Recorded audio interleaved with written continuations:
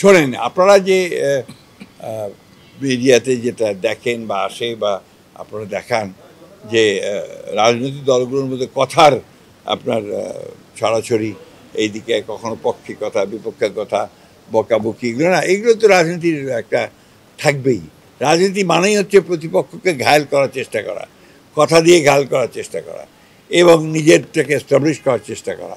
সেটা নিয়ে আমরা খুব বেশি চিন্তিত না, কারণ রাজনীতির নিয়মটাই তাই। আপনার ওটার যে ধারা, সে ধারাটাই তাই।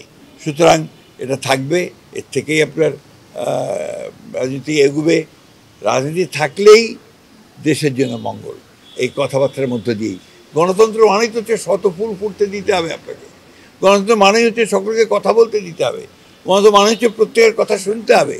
এটাই হলেই আপনি এটা একটা শত ফুল ফুটবে, তার মধ্যে থেকে সবচেয়ে ভালো সৌরভ সুবাতাস বয়ে আসবে।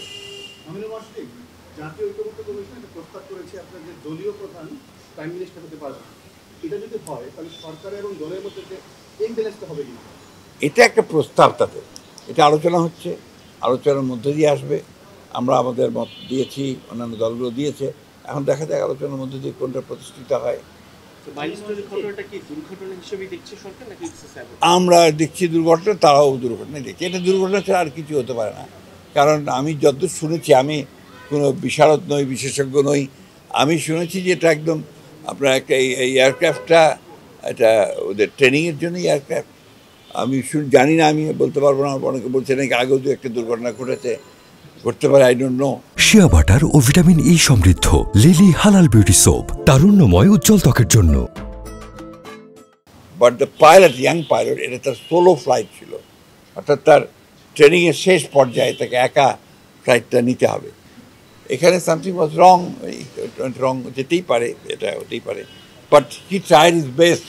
সেই বিমানটাকে আপনার সেফ জায়গায় নিয়ে যাওয়ার জন্য চেষ্টা করেছে যাতে স্কুলের উপরে না পড়ে, কিন্তু সেটা সে পারেনি, because and he was kill himself.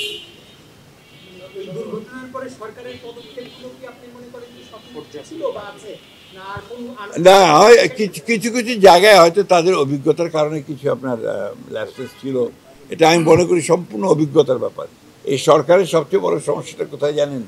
যে তাদের অভিজ্ঞতা অনভিজ্ঞ লোকেরাই বেশি আছে, অভিজ্ঞতার অভাব আছে।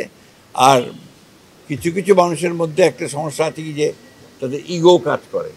তারা এই যে রাজনৈতিক দলগুলোর যে একটা অভিজ্ঞতা আছে, বিশেষ করে যারা সরকারে ছিল অতীতে, যেমন আমরা, আমাদের সঙ্গে পরামর্শ করা, কথা বলা, মাঝে মাঝে মতামত নেওয়ার চেষ্টা করা, এই বিষয়টা তারা একটু পিছিয়ে। এটা আমি মনে করি যে এটা হয়তো বা তাদের অভিজ্ঞতার অভাবের কারণেই।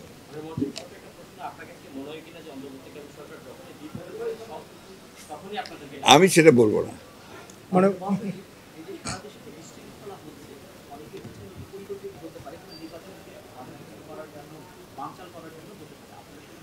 না, বিষয়টা হচ্ছে যে এটা আপনার কিছু কিছু বিশৃঙ্খলা হচ্ছে, ডাউট অ্যাবাউট ইট। এবং এটাও হতে পারে যে আপনার এটাকে ডেফিনেটলি আপনার ইসের ঘটনা, আপনার গোপালগঞ্জের ঘটনা, এটা ডেফিনেটলি আপনার সঙ্গে রাজনীতি জড়িত, নির্বাচনকে বানচাল করার একটা চক্রান্তের মধ্যে অবশ্যই আছে।